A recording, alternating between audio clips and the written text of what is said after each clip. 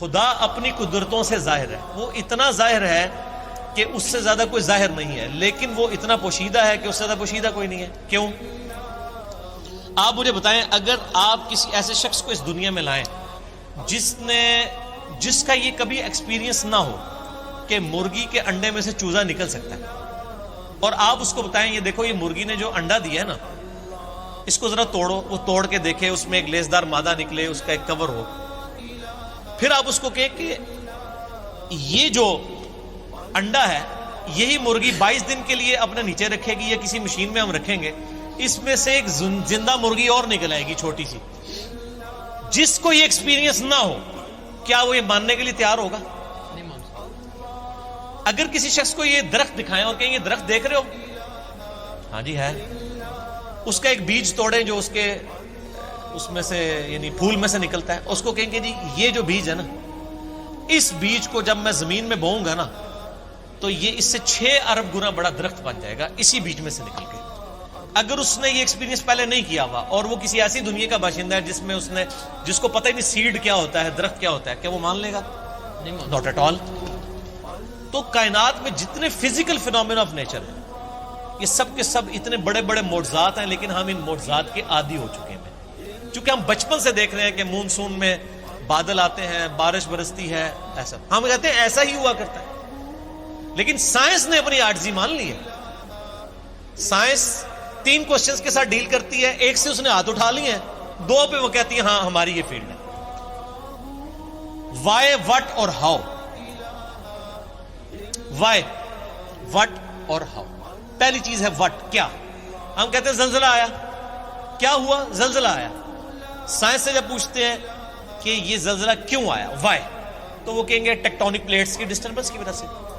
جب ہم ان سے پوچھتے ہیں کہ یہ ٹیکٹونک پلیٹس جو ہیں یہ ڈسٹرب کیوں ہو جاتی ہیں، ان کا ٹائم فریم کیسے سیٹ ہوتا ہے کہ انہوں نے ابھی اسی وقت ڈسٹرب ہونا ہے، وہ کہتے ہیں یہ تو ہاؤ والا سوال ہے، کیسے؟ It is physical phenomena of nature, یہ قانون قدرت ہے، یہ ایسا ہی ہوا کرتا ہے۔ ہر چیز کے اینڈ پہ آپ کو سائنس ایک ہی جواب دے گی، فزیکل فینومینا آف نیچر، قانون قدرت۔ وہ اس کو مانے ہوئے۔ مدر نیچر کیوں کہہ رہے ہوتے ہیں مدر نیچر؟ تو کیا یہ مدر نیچر نے سارے قوانین خود بنائے ہیں؟ ہم جب کوئی ڈسکوری کرتے ہیں، لوگ پرانے زمانے کے لوگ نا، جب ان کو بتایا جاتا ہے انڈے سے چوزا نکلتا ہے، بس ان کا اتنا ایمان تھا۔ اب سائنس نے اور ترقی کی، انہوں نے کہا جی اس طریقے سے اس کے اندر زندگی موجود ہوتی ہے، یہ ہوتا ہے، یہ سٹیجز طے کرتے کرتے ایک خاص حد تک یہ آگے جاتے ہیں، اینڈ پہ جا کے جواب کیا ہوتا ہے؟ It is physical phenomena of nature. Matter کیسے بنایا؟ اچھا جی، matter can never be created not be destroyed, first law of thermodynamics. Mass can never be created not be destroyed, یعنی میس کی جو کنزرویشن کا نظریہ ہے وہ انہوں نے مان لی، پیدا ہم کر ہی نہیں سکتے، ہاں ایک فارم سے دوسری فارم میں بدل سکتا ہے، پیدا نہیں کر سکتے، کیونکہ وہ کریشن ایکس نہیں، لوگ ان کو پتہ ہی نہیں کہ یہ بھی کوئی چیز ہوتی ہے۔ وہ کہتے ہیں بس سب کچھ تھا، اب آگے چلیں۔ ہم کہتے ہیں وہ سب کچھ تھا، اس سے پہلے کیا تھا؟ وہی چیز ہے، وہ جیسا ڈارون نے کہا ہے کہ میں جب بھی مور کو دیکھتا ہوں نا مجھے بخار چڑھ جاتا ہے، کہ جب یہ مور پر پھیلاتا ہے یہ اتنے آرگنائزڈ، کیا اس نے مور نے خود اپنے آپ کو بنا لیا یا اس کو کسی نے بنایا؟ اگر کسی نے بنایا ہے تو کریٹر کا کانسیپٹ تو الٹیمیٹلی، پھر آخری جو کوسچن تھا وہ گاڈ کو کس نے کریٹ کیا، اس پہ میرا وہ لیکچر تھا، ہو کریٹڈ گاڈ، اور جدید شیطانی وسوسوں کا تحقیقی جائزہ، an intellectual reply to professor Richard Dawkins جو آکسفورڈ کے پروفیسر ہیں، ان کی کتاب دا گاڈ ڈیلوژن جو اس وقت ٹیکسٹ بک سمجھی جاتی ہے ایتھیزم کی، اس کے جواب میں میرا وہ لیکچر تھا۔ پھر میں نے اس میں میتھمیٹیکلی اس چیز کو ثابت کیا، جتنے فزیکل فینومینا آف نیچر ہیں یہ صرف ایکسپلین کرتے ہیں یہ چیز کیسے ہو رہی ہے، لیکن یہ اس کی اوریجن کیا ہے؟ سورج مشرق سے نکلتا ہے، یہ ایک انفارمیشن ہے، اس انفارمیشن نے سورج کو پیدا نہیں کیا۔ اب جتنے میتھمیٹیکل فارمولے، میتھمیٹیکل جتنے بھی ایکویشنز ہیں وہ ایکسپلین کرتی ہیں ورکنگ کو، ان ایکویشنز نے اس چیز کو پیدا نہیں کیا ہوتا۔ سورج کے اوپر آپ کیمیکل فارمولے لکھ لیں، یہ ہیلیم سے بنا، ہائیڈروجن، یہ فارمولے ہیں نا، کیا ہیلیم نے سورج کو پیدا کیا؟ ہائیڈروجن نے پیدا کیا؟ وہ تو خود پیدا ہوئی ہوئی ہے۔ تو ہر چیز کو ڈپ ڈیک کریں گے ایک supreme being, super natural agency, supreme authority کی طرف آپ کو گائیڈنس ملے گی، اور وہ ہر چیز انسان اپنے اوپر غور کر لے سر، میری مرضی کے بغیر میرے گردے روزانہ 25 دفعہ ڈائلسس کر رہے ہیں.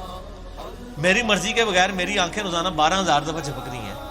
23,000 دفعہ سانس اندر اور 23,000 دفعہ باہر میرے پھیپھڑے کر رہے ہیں میری مرضی کے بغیر. میری اپنی میرا دل روزانہ 1,00,000 دفعہ دھڑک رہا ہے.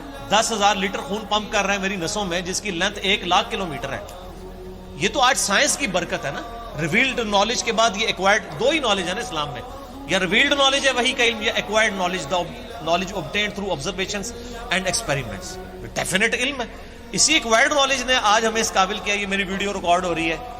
آج انسان کو اللہ تعالیٰ نے کتنا ایک ترقی کروائی کہ اس نے کیا کچھ نہیں کر لیا. لیکن بایولوجی کا ایک لا انہوں نے فائنل کر لیا کہ living things can never be created out of non living things. زندہ چیز زندہ سے ہی بنتی ہے. انڈا کوئی نہیں بنا سکتا سائنٹسٹ, سیڈ کوئی سائنٹسٹ نہیں بنا سکے گا, وہ درخت میں سے ہی لینا پڑے گا. اور درخت کہاں سے آیا ہے؟ وہ کہتے ہیں فزیکل فینومینا آف نیچر. درخت کو ماننا پڑے گا پھر آگے چلیں گے آپ. تو آپ نے جس چیز کو پہلے مان لیا ہوا نا, اصل میں اس کو ڈیپ ڈیپ کریں گے نا تو اس کے بنانے والا ہے. ٹھیک ہے نا. تو یہ خدا ظاہر ہے, لیکن وہ باطن اس لیے کہ ان الذین یخشون ربهم بالغیب لهم مغفرۃ واجر کبیر. جو لوگ بغیر دیکھے اپنے رب سے ڈرتے ہیں ان کے لیے ہے مغفرت اور اجر عظیم. ورنہ تو امتحان رہے گا نہیں. یہ دنیا امتحان کا اسی لیے ہے کہ اللہ تعالیٰ صرف اپنی قدرتوں سے عیاں ہے, خود بیک فٹ پہ ہے. مجھے تو ہر چیز میں خدا نظر آتا ہے. مجھ سے پوچھیں, میں جب تربوز کاٹتا ہوں نا, میں پریشان ہو جاتا ہوں کہ یار اتنے سے بیج سے اتنی آرگنائزڈ فارم میں یہ تربوز بنا جس میں کروڑوں تربوزوں کا ڈیٹا موجود ہے. وہ جتنے بیج ہیں, ایک ایک تربوز, پھر اس سے آگے تربوز, پھر اس میں مٹھاس ہے, پھر اس کی ایک بار کھال ہے. اسی کو آپ کاٹ کے باہر رکھے خراب ہو جاتا ہے. ویسے یہ آپ کی ڈیری پہ تربوز پڑے رہتے ہیں, خراب ہی نہیں ہوتے ہیں. کاٹنے کی دیر ہے, فریج میں رکھنا پڑ جاتا ہے آپ کو. تو سر ہر چیز میں خدا.